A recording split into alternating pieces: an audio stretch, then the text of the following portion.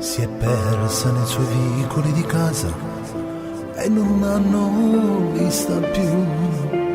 Si diceva che giocava sempre lì, non si poteva allontanare. Una bimba così ingenua e immatura, solo la sua mamma può cercare. E chi se l'è portata via, questo rimorso non può campare. Sapendo che chi l'ha da vita a sto momento volesse morire senza male frutto di un amore che non ha più. E adesso mi rivolgo a te, Nenè, che stai sbagliando e tu lo sai. Questa storia solo tu potrai. Io non so nessuno, ma tu cerchi questa carità. Perché pure io sono un papà.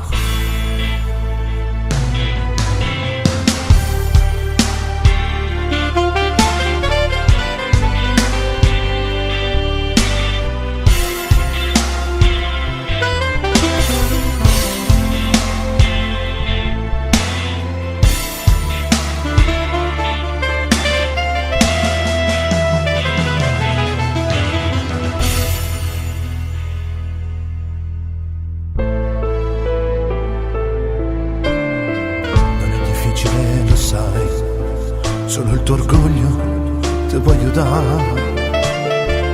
Prendi quel numero sui muri e quella voce triste ti risponderà. Ti toglierai quel sasso nel tuo cuore quando lei ti pregherà. Sarai la gioia di una bimba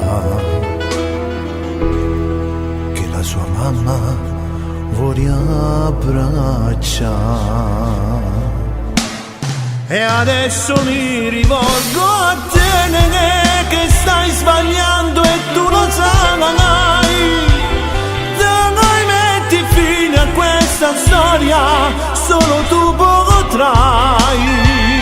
Io non so nessuno, ma tu cerchi questa carità.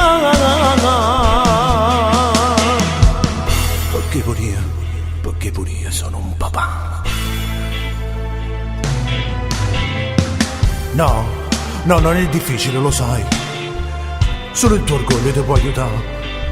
Prendi quel numero sui muri e quella voce triste ti risponderà. Ti toglierai quel sasso nel tuo cuore quando lei ti pregherà e sarai la gioia.